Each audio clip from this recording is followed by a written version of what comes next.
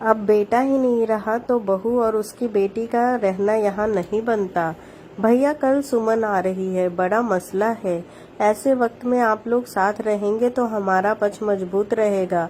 भैया मेघा बहू को भी साथ लेते आना, वकील जो है मदद मिलेगी। रमा ने अपने भाई आकाश को फोन करके कहा, ठीक है हम लोग आज ही निकलेंगे, तुम चिंता न करो।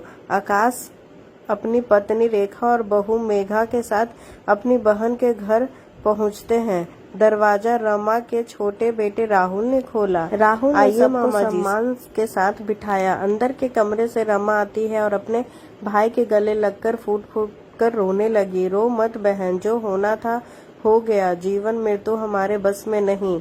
जवान बेटे की मृत्यु का माँ बाप के लिए सबसे बड़ा दुख है। पर रमा तुम्हें संभलना होगा, अभी छोटे बेटे का करियर देखना है, शादी भी तो उसकी करनी है, जरा उस ओर भी ध्यान दो। आकाश जी ने अपनी बहन को समझाते हुए कहा। हाँ भैया, इसीलिए तो आप लोगों को बुलाया है। अभी सुमन आ रही है विनोद की इंश्योरेंस पॉलिसी और सरकारी नौकरी की बात करने। रमा ने कहा, बहू को तो सरकारी नौकरी भी चाहिए, इंश्योरेंस पॉलिसी की रकम भी चाहिए, गहने भी चाहिए। पोती रिया के नाम विनोद बैंक में जो रकम हर महीने जमा करता था वह भी चाहिए। बड़ी लालची बहू है, देखना इतना सब लेकर किसी के साथ शादी करके आराम से जिंदगी जिएगी। रमा के पति मनोज जी बोले। आकाश जी की बहू मेघा सब आराम से सुन रही थी। रमा जी के बड़े बेटे विनोद का कुछ ही समय रोड एक्सीडेंट में निधन हो गया था। रमा जी के पति सरकारी नौकरी से रिटायर हुए थे, अच्छी खासी पेंशन मिलती थी। छोटे बेटे का अभी तक करियर सेट नहीं हुआ था, एमबीए तो किया था पर अच्छी नौकरी नहीं मिल पा रही थी। बड़ा बेटा विनोद सरकारी नौकरी करता था, उसकी मृत्यु के बाद नौकरी की अधिकारी उसकी पत्नी सुमन थी।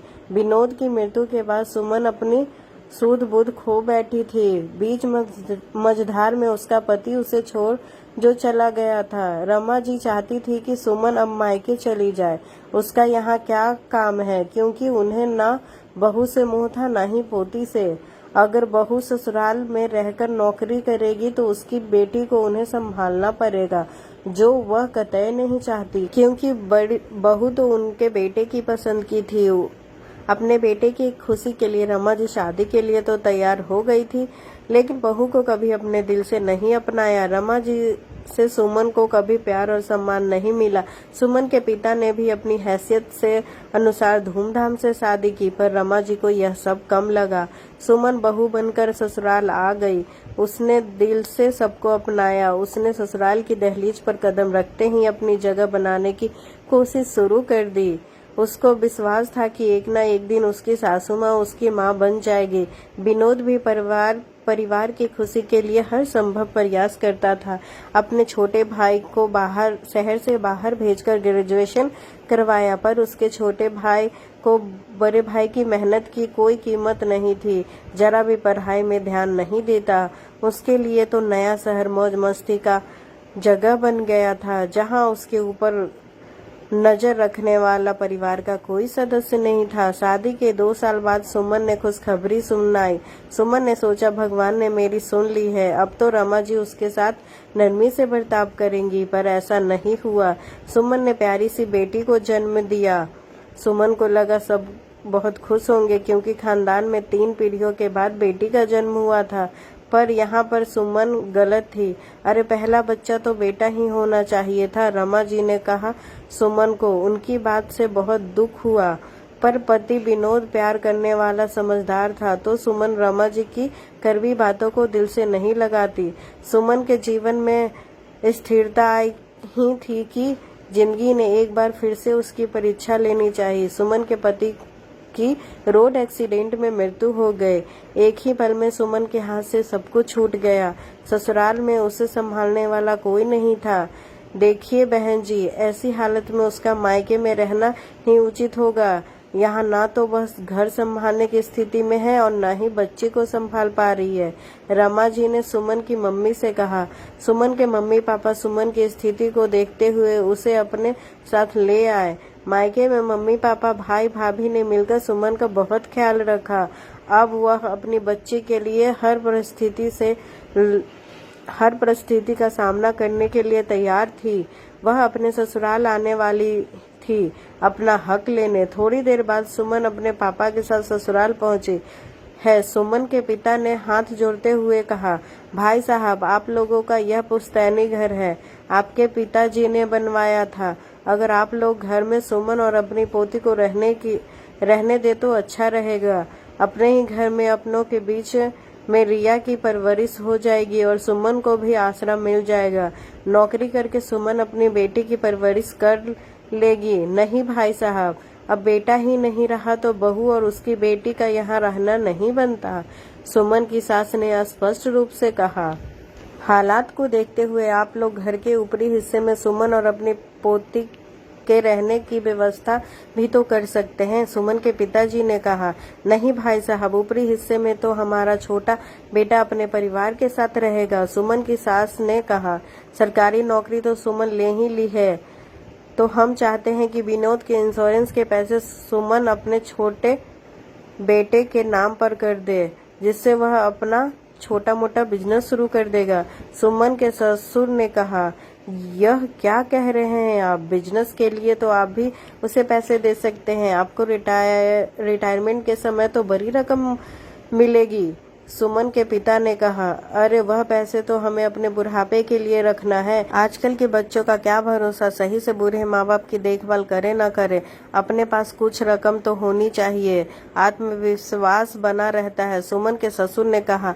माफ कीजिएगा पापा जी, आप लोगों को इस उम्र में भी भविष्य के लिए पैसों की जरूरत महसूस हो रही है, तो मेरे सामने तो पहाड़ सा जीवन खड़ा है। सिर्फ 30 वर्ष की उम्र है मेरी, मुझे अपनी बच्ची को सुरक्षा देनी है, उसके लिए घर, अच्छा भोजन, पढ़ाई, स्वास्थ्य सुविधा, शादी, सबकी व्यवस्था मुझे ही करनी है।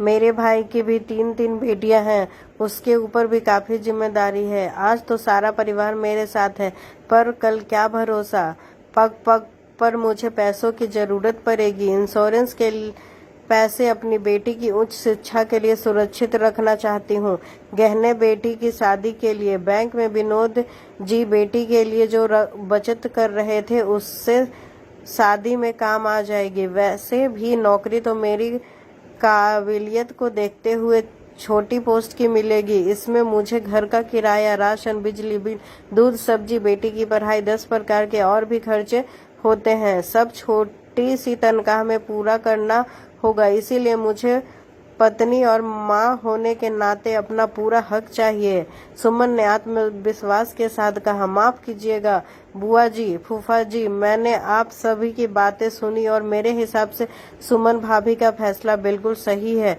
भैया के जाने के बाद दुख तो जीवन भर रहेगा, पर व्यवहारिक तौर पर देखा जाए तो गहनों और बेटी के जोड़े के पैसे से कितनी भावनाएं जुड़ी होगी। हाथ में कुछ पूंजी रहेगी तो भाभी को बच्ची की परवरिश के लिए किसी का महताज नहीं रहना पड़ेगा। कानूनी तौर पर भी देखा जाए तो बच्ची रिया का पारिवारिक संपत्ति में भी हिस्सा है, लेकिन आप लोग तो उन्हें घर पर रहने नहीं दे रहे हैं। सुमन भाभी ने तो सिर्फ अपने पति के इंश्योरेंस की रकम मांगी है, मामा जी की बहू मेघा ने बोली। हाँ बहू, तुम भी तो बहू हो, साथ दोगी ही, आखिर तुम भी तो बहू ठहरे, इतना सब लेकर देखना यह दूसरी शादी कर लेगी, रमा जी गुस्से में बोली। हाँ तो इसमें गलत ही क्या है, भविष्य किसने देखा है, आज नहीं तो 5 साल 10 साल के बाद भाभी को जीवन साथी की जरूरत महसूस होगी, दूसरी शादी करने में कोई बुराई नहीं, उस वक्त भी यह पैसे